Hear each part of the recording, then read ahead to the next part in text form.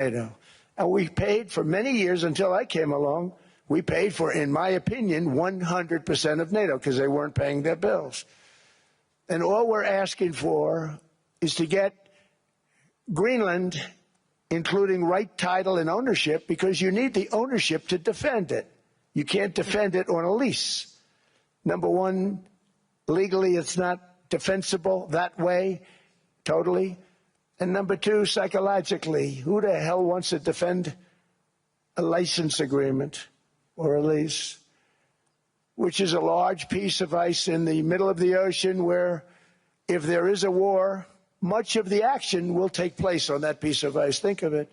Those missiles would be flying right over the center of that piece of ice.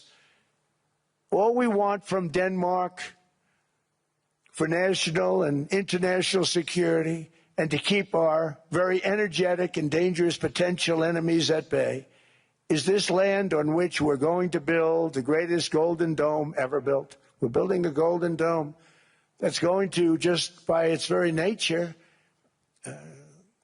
going to be defending Canada. Canada gets a lot of freebies from us, by the way. They should be grateful also, but they're not. I watched your Prime Minister yesterday. He wasn't so grateful. But they should be grateful to us. Canada lives because of the United States. Remember that, Mark, the next time you make your statements. What we did for Israel was amazing.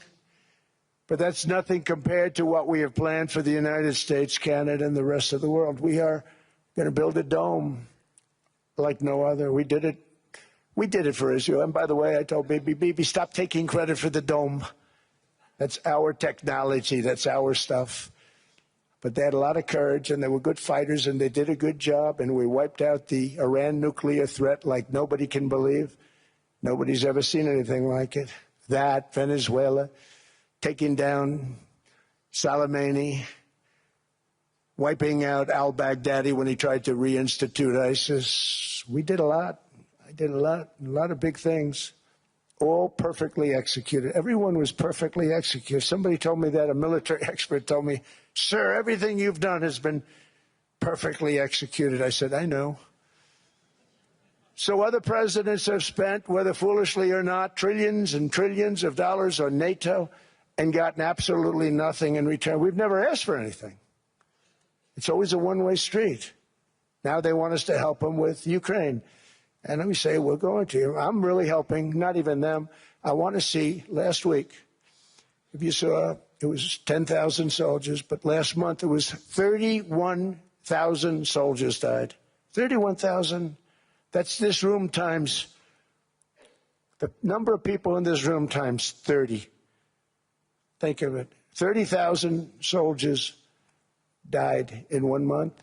The month before it was 27,000. The month before that it was 28,000. The month before that it was 25,000.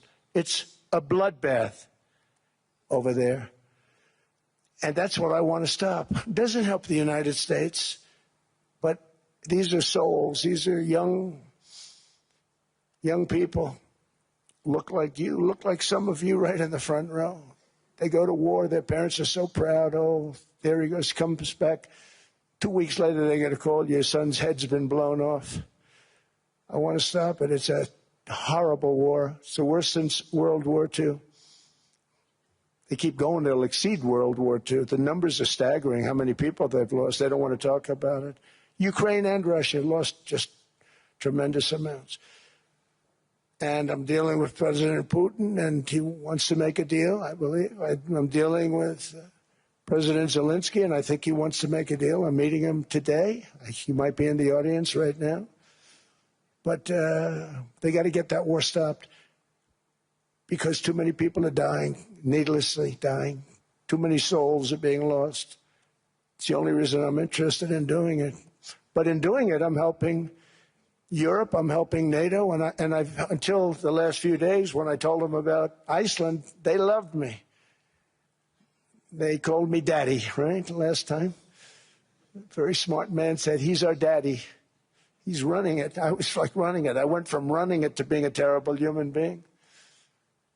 But now what I'm asking for is a piece of ice, cold and poorly located, that can play a vital role in world peace and world protection. It's a very small ask,